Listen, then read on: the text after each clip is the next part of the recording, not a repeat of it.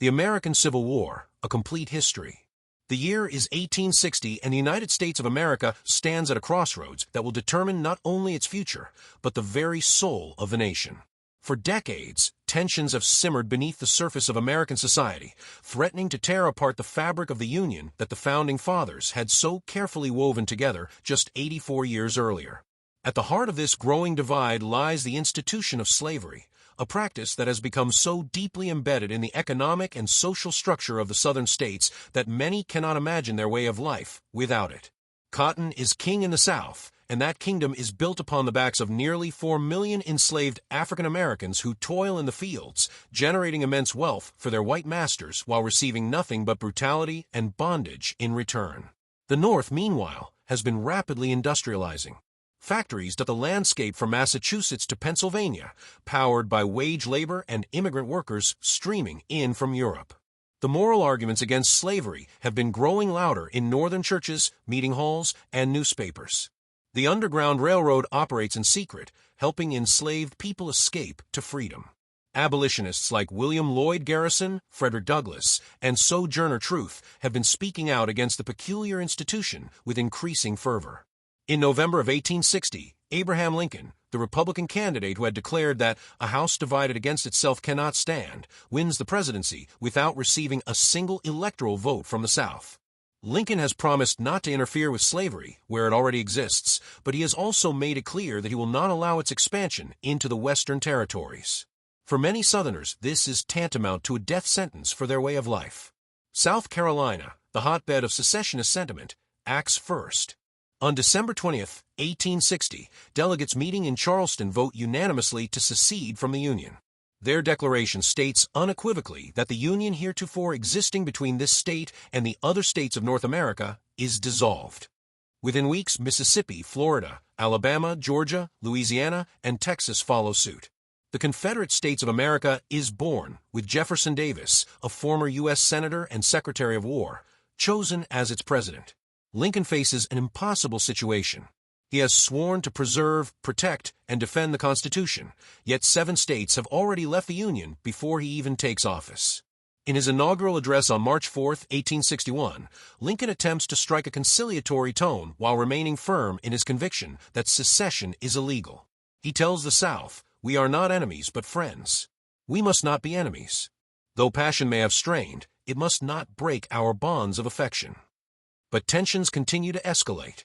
Federal properties in the seceded states become flashpoints of conflict. Fort Sumter, a federal installation in Charleston Harbor, becomes the symbol of this standoff. Major Robert Anderson commands a small garrison of Union soldiers, while Confederate forces under General P.G.T. Beauregard surround them. For months, the two sides stare at each other across the harbor, waiting to see who will blink first. Lincoln faces a crucial decision: abandon Fort Sumter and effectively recognize Confederate independence, or resupply the garrison and risk war. He chooses a middle path, informing South Carolina that he will send supplies but no additional weapons or troops. Confederate President Jefferson Davis views this as an act of aggression and orders Beauregard to demand Anderson's surrender. At 4:30 in the morning on April 12, 1861, Confederate batteries open fire on Fort Sumter. The bombardment continues for 34 hours, with over 3,000 shells raining down on the fort. Remarkably, no one is killed during the bombardment, but Anderson is forced to surrender on April 13th. The first shots of the American Civil War have been fired, and there is no turning back. Lincoln's response is swift and decisive. He calls for 75,000 volunteers to serve for 3 months to suppress the rebellion. This call to arms has an immediate effect on the border states that had remained in the Union. Virginia, Arkansas, North Carolina, and Tennessee, unwilling to take up arms against their southern neighbors, joined the Confederacy. The battle lines are now clearly drawn. The North possesses significant advantages in this conflict. With a population of over 22 million compared to the South's 9 million, of whom 3.5 million are enslaved, the Union has a substantial manpower advantage. The North's industrial capacity dwarfs that of the South, with over 100,000 factories compared to the Confederacy's 18,000. The Union Navy controls most of the nation's ships, and the North has twice as many miles of railroad track, crucial for moving troops and supplies. However, the Confederacy has advantages of its own. Southern men have been raised with firearms and horses, making them natural cavalrymen and marksmen. Many of the finest officers in the U.S. Army, including Robert E. Lee, Joseph E. Johnston, and Albert Sidney Johnston, resigned their commissions to serve the Confederacy. The South is fighting a defensive war on its home territory with all the advantages that come from fighting on familiar ground with the support of the local population. The early battles of the war quickly dispel any illusions that this will be a short conflict. At Bull Run, also known as First Manassas, on July 21, 1861, Union forces under Irvin McDowell attacked Confederate positions just 30 miles from Washington, D.C. The battle begins favorably for the Union, but Confederate reinforcements arriving by railroad turn the tide. The Union Army retreats in disorder, with congressmen and spectators who had come to watch the battle fleeing alongside the soldiers. The defeat at Bull Run is a wake-up call for the North. Lincoln realizes that this war will require a much greater commitment of resources and manpower than anyone had anticipated. He turns to General George B. McClellan, a young and charismatic officer who had achieved early successes in Western Virginia, to organize and train what becomes known as the Army of the Potomac. McClellan proves to be an excellent organizer and trainer, transforming raw recruits into disciplined soldiers. However, his cautious nature and tendency to overestimate enemy strength frustrate Lincoln, who is eager to take the offensive and end the war quickly. The president famously quips that if McClellan is not going to use the army, he would like to borrow it. While the armies in the East settle into a period of training and preparation, the war in the West begins in earnest. The Mississippi River becomes a crucial theater, as control of this vital waterway could split the Confederacy in two and strangle its economy. Union forces, led by relatively unknown generals like Ulysses S. Grant and William Tecumseh Sherman, begin to achieve significant victories. In February 1862, Grant captures Fort Henry and Fort Donelson in Tennessee, earning the nickname Unconditional Surrender Grant for his demand that the Confederate garrison surrender unconditionally. These victories open the Tennessee and Cumberland rivers to Union gunboats and give the North its first major success of the war. The Battle of Shiloh, fought on April 6 to 7, 1862, near Pittsburgh Landing, Tennessee, proves to be one of the bloodiest encounters of the early war. Confederate forces under Albert Sidney Johnston launch a surprise attack on Grant's army, nearly driving the Union forces into the Tennessee River. Johnston is killed during the battle, dealing a severe blow to Confederate hopes. Grant, reinforced by Don Carlos Buell's army, counterattacks on the second day and forces the Confederates to retreat. The casualties are staggering, over 23,000 total, more than in all previous American wars combined. Meanwhile, in the East, McClellan finally launches his long-awaited Peninsula Campaign in the spring of 1862. Rather than attack Confederate forces directly between Washington and Richmond, he transports his army by sea to the Virginia Peninsula, planning to advance on the Confederate capital from the east.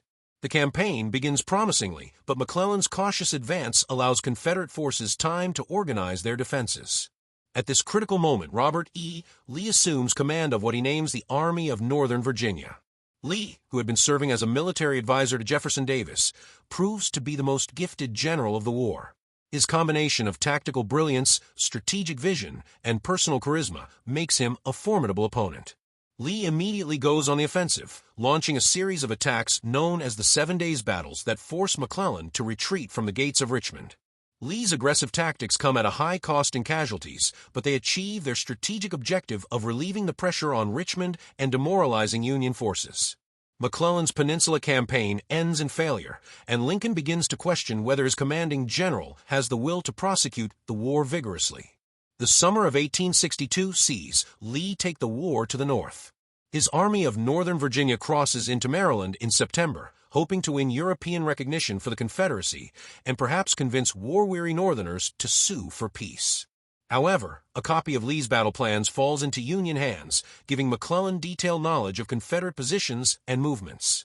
The two armies clash at Antietam Creek near Sharpsburg, Maryland on September 17, 1862, in what becomes the bloodiest single day in American military history. Over 23,000 casualties are suffered by both sides combined, with the Union forces suffering slightly more losses but retaining the field of battle. Lee's invasion is turned back, and the Army of Northern Virginia retreats across the Potomac River into Virginia. The Battle of Antietam provides Lincoln with the victory he needs to issue the Emancipation Proclamation. On September 22, 1862, Lincoln announces that all slaves in rebelling states will be declared free as of January 1, 1863.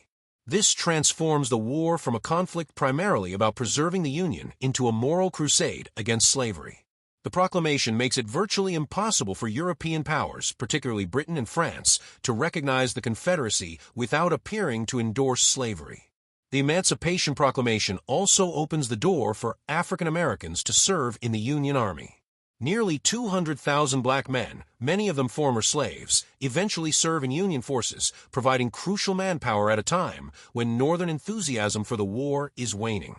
Units like the 54th Massachusetts Infantry Regiment prove their courage and effectiveness in battle, helping to change Northern attitudes about the capabilities and rights of African Americans. In the West, Union forces continue to tighten their grip on the Mississippi River. Admiral David Farragut captures New Orleans in April 1862, giving the Union control of the mouth of the Mississippi. Gradually, Union forces work their way up the river from the south, while simultaneously pressing down from the north. The Confederate stronghold of Vicksburg, Mississippi, becomes the key to Union control of the entire river. Ulysses S. Grant recognizes that Vicksburg is the key to victory in the West. The city sits on high bluffs overlooking the Mississippi River, and its guns can sink any Union vessel attempting to pass. Grant spends months trying different approaches to capture the city, finally settling on a daring plan that involves marching his army down the west bank of the Mississippi, crossing below Vicksburg, and attacking the city from the rear. Grant's Vicksburg campaign is a masterpiece of military planning and execution. He cuts his supply lines and lives off the land, defeating Confederate forces in a series of battles and driving them back into the city's fortifications. The siege of Vicksburg begins on May 18, 1863, with Grant's forces completely surrounding the city. For 47 days, the defenders and civilians endure constant bombardment and dwindling supplies. While Grant besieges Vicksburg, Lee launches his second invasion of the North. The Army of Northern Virginia crosses into Pennsylvania in June 1863, hoping to win a decisive victory on Northern soil that might force Lincoln to negotiate an end to the war. Lee's army, flush with confidence from recent victories at Fredericksburg and Chancellorsville, seems invincible. The two armies stumble into each other at the small town of Gettysburg, Pennsylvania, on July 1, 1863. What begins as a chance encounter between advance units quickly escalates into the largest battle ever fought in North America. Union forces under General George Meade, who has just assumed command of the Army of the Potomac, take up strong defensive positions on Cemetery Hill and Cemetery Ridge south of town. Lee, confident in his army's ability to break through Union lines, orders a series of attacks over 3 days. On July 2nd, Confederate forces assault both flanks of the Union line, fighting desperately for control of positions with names that will become legendary: Little Round Top, Devil's Den, the Wheat Field, and Cemetery Hill. Union forces barely hold their lines, with heroes like Colonel Joshua Lawrence Chamberlain and the 20th Maine Regiment making desperate stands that help save the day. On July 3rd, Lee makes his most fateful decision of the war. Against the advice of his lieutenant, James Longstreet, Lee orders a massive frontal assault on the center of the Union line. 15,000 Confederate soldiers, led by General George Pickett's division, advance across nearly a mile of open ground under devastating artillery and rifle fire. Pickett's charge, as it comes to be known, is a magnificent failure. Only a few hundred Confederates reach the Union lines, and they are quickly overwhelmed and captured or killed. Lee's army has suffered over 28,000 casualties at Gettysburg, losses it can ill afford. On July 4th, Independence Day, Lee begins his retreat back to Virginia. The Army of Northern Virginia will never again possess the strength to launch a major offensive. That same day, over 1,000 miles away, Vicksburg surrenders to Grant after the 47-day siege. The Mississippi River is now under Union control, and the Confederacy is split in two. The twin victories at Gettysburg and Vicksburg mark the turning point of the war. Lincoln recognizes Grant's exceptional abilities and promotes him to command all Union armies in March 1864. Grant's strategy is simple but effective: apply constant pressure on all Confederate forces, preventing them from shifting troops to meet Union threats, and use the North's superior manpower to wear down Confederate resistance. Grant assigns William Tecumseh Sherman to command Union forces in the West with orders to advance on Atlanta, while Grant himself accompanies the Army of the Potomac in its campaign against Lee's forces in Virginia. The 1864 campaigns are marked by unprecedented casualties as Grant abandons the previous Union strategy of maneuvering and retreating after battles in favor of relentless offensive action. The Overland Campaign begins in May 1864 with the Battle of the Wilderness, fought in dense forests where soldiers can barely see each other through the underbrush. The battle is inconclusive, but instead of retreating as previous Union commanders had done, Grant presses on toward Richmond. The armies clash again at Spotsylvania Courthouse, where Grant suffers heavy casualties in futile assaults on Confederate entrenchments, but continues his relentless advance. At Cold Harbor on June 3, 1864, Grant orders what he later calls his greatest mistake of the war, a frontal assault on well-prepared Confederate positions that results in 7,000 Union casualties in less than an hour. Despite these setbacks, Grant's strategy is working. Lee's army is being steadily worn down, and the Confederate general lacks the manpower to replace his losses. Sherman's Atlanta campaign unfolds simultaneously in Georgia. Facing Confederate forces under Joseph E. Johnston, Sherman uses his superior numbers to outflank Confederate positions repeatedly, forcing Johnston to fall back toward Atlanta. Jefferson Davis, frustrated by Johnston's defensive strategy, replaces him with the more aggressive John Bell Hood. Hood's attacks on Sherman's forces fail, and Atlanta falls to Union forces on September 2, 1864. The capture of Atlanta has enormous political implications in the North. Lincoln's prospects for re-election had seemed dim due to war weariness and the enormous casualties of Grant's campaigns. The Democratic Party nominated McClellan on a platform that called the war a failure and advocated for peace negotiations with the Confederacy. Sherman's victory reinvigorates Northern morale and helps ensure Lincoln's re-election in November 1864. After capturing Atlanta, Sherman proposes a radical new strategy to Grant and Lincoln. He will march his army through the heart of Georgia to the Atlantic coast, destroying Confederate resources and demonstrating to Southern civilians that their government cannot protect them. Sherman's march to the sea begins on November 16, 1864, as 62,000 Union soldiers cut a swath of destruction 60 miles wide across Georgia. Sherman's forces live off the land, destroying railroads, factories, and anything else that might be useful to the Confederate war effort. They burn Atlanta as they leave and encounter little organized resistance as they march toward Savannah. The psychological impact of Sherman's march is immense, bringing the reality of war home to Southern civilians who had previously been sheltered from its effects. On December 21, 1864, Sherman telegraphs Lincoln, "I beg to present you as a Christmas gift the city of Savannah, with 150 heavy guns and plenty of ammunition, also about 25,000 bales of cotton." Sherman then turns north into South Carolina, the state that many Northerners blame for starting the war. His forces are even more destructive in South Carolina, burning Columbia, the state capital, and leaving a trail of devastation as they march toward North Carolina. Meanwhile, in Virginia, Grant has settled into siege warfare around Petersburg, south of Richmond. Lee's army is trapped in an ever-tightening ring of Union fortifications, unable to maneuver and steadily losing strength due to casualties, disease, and desertion. The siege lasts for 10 months, with both sides digging extensive networks of trenches that foreshadow the static warfare of World War I. Confederate resistance begins to collapse throughout the South. Hood's Army of Tennessee is destroyed at the Battle of Nashville in December 1864. Confederate forces in the Carolinas are scattered by Sherman's advance. The Union Navy has tightened its blockade to the point where few supplies can reach Confederate ports. The Confederate economy, always fragile due to its dependence on agriculture and imports, is in ruins. As spring arrives in 1865, Lee's position becomes hopeless. His army is outnumbered nearly 4-1, and many of his soldiers are deserting to return to their families. Lee recognizes that continued resistance will only result in more bloodshed without changing the outcome of the war. He begins to consider the unthinkable: surrender. On April 2, 1865, Grant's forces break through Confederate lines at Petersburg. Lee evacuates his army and begins a fighting retreat toward the west, hoping to link up with Confederate forces in North Carolina. However, Union cavalry and infantry race to cut off Lee's escape route, and the Army of Northern Virginia finds itself surrounded near the small town of Appomattox Courthouse. Lee meets with his generals on the morning of April 9, 1865, to discuss their options. Some suggest dispersing the army and continuing the fight as guerrillas, but Lee rejects this idea, recognizing that guerrilla warfare would only prolong the agony and turn the conflict into a war of extermination.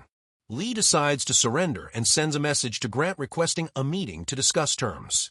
The two great generals meet in the parlor of Wilmer McLean's house at Appomattox Courthouse. Grant, magnanimous in victory, offers generous terms. Confederate soldiers will be paroled and allowed to return home. Officers can keep their sidearms, and soldiers can keep their personal horses. Lee accepts these terms, and the formal surrender ceremony takes place on April 12, 1865. As Confederate soldiers stack their arms and surrender their battle flags, Union troops stand at attention in respectful silence. Grant orders his men not to cheer or celebrate, telling them, "The war is over. The rebels are our countrymen again." Lee's final order to his army speaks of their 4 years of arduous service marked by unsurpassed courage and fortitude. The war is essentially over with Lee's surrender, though some Confederate forces remain in the field. Joseph E. Johnston surrenders his army to Sherman in North Carolina on April 26th, and the last Confederate forces surrender in Texas on June 2, 1865. Jefferson Davis is captured in Georgia and imprisoned, though he is never tried for treason. The human cost of the war is staggering. Over 620,000 Americans have died, more than in all other American wars combined until the Vietnam conflict. Entire towns have lost their young men, and families across the nation mourn their dead.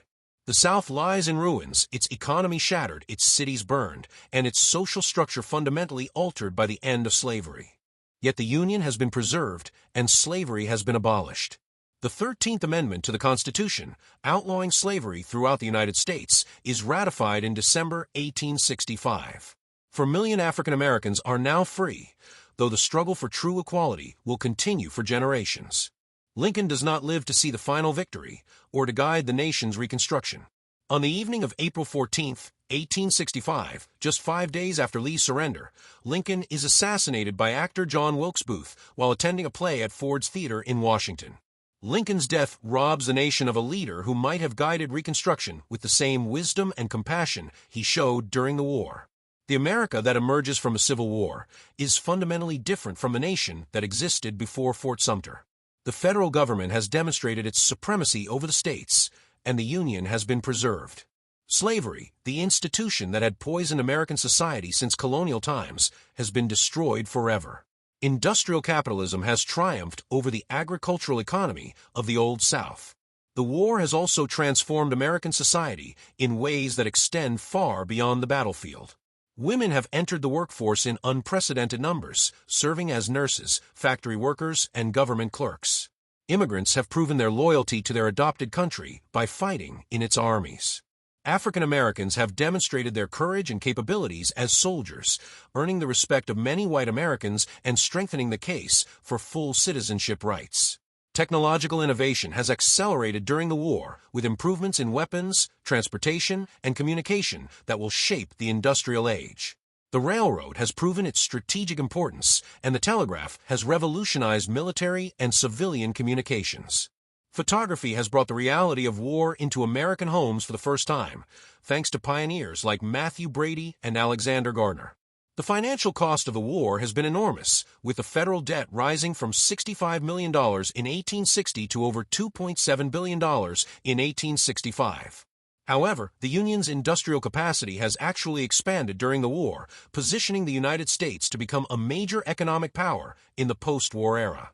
The Transcontinental Railroad, begun during the war, will soon link the Atlantic and Pacific coasts and open the West to settlement and development. Perhaps most importantly, the Civil War has redefined American identity and values. Lincoln's words at Gettysburg have given new meaning to the principles of equality and democracy upon which the nation was founded. The war has proven that Americans will sacrifice and die to preserve their Union and extend the blessings of liberty to all people, regardless of race. The challenges of Reconstruction lie ahead, the task of rebuilding the South, integrating 4 million former slaves into American society as free citizens, and healing the wounds left by 4 years of bitter warfare. These challenges will test the nation's commitment to the ideals for which so many died, and the struggle for true equality will continue for generations. But the Union has been preserved, slavery has been abolished, and the United States has emerged from its greatest trial as a stronger, more unified nation.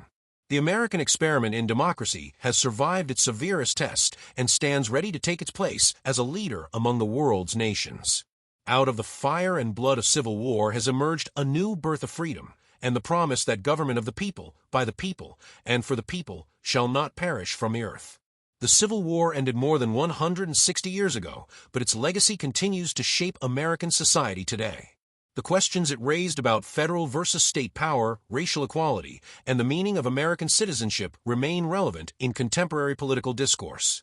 The courage and sacrifice displayed by Americans on both sides of the conflict serve as enduring examples of devotion to principle and country. As we reflect on this pivotal chapter in American history, we are reminded that the price of freedom and unity is often measured in blood and treasure. The Civil War demonstrated both the terrible cost of division and the enormous strength that comes from a people united in common cause. It stands as perhaps the greatest test of the American democratic experiment and proof that, in Lincoln's words, right makes might when a nation is willing to pay the ultimate price for its principles. The American Civil War was not merely a conflict between North and South, but a fundamental struggle over the meaning of America itself. Its outcome determined whether the United States would remain true to its founding promise that all men are created equal, or whether it would continue to compromise with the institution of slavery. The victory of Union forces ensured that America would take a crucial step toward fulfilling its highest ideals, though the journey toward true equality would continue long after the last shot was fired at Appomattox Courthouse. In the end, the Civil War preserved not just the Union, but the idea of America as a beacon of freedom and democracy for the world. The soldiers who died at Gettysburg, Antietam, Shiloh, and countless other battlefields gave their lives so that the nation might have a new birth of freedom. Their sacrifice reminds us that liberty is not free, and that each generation must be willing to defend the principles upon which this nation was founded. The Civil War stands as enduring testimony to the truth that, in America, the arc of history bends toward justice, even when the cost of that justice is measured in the blood of patriots.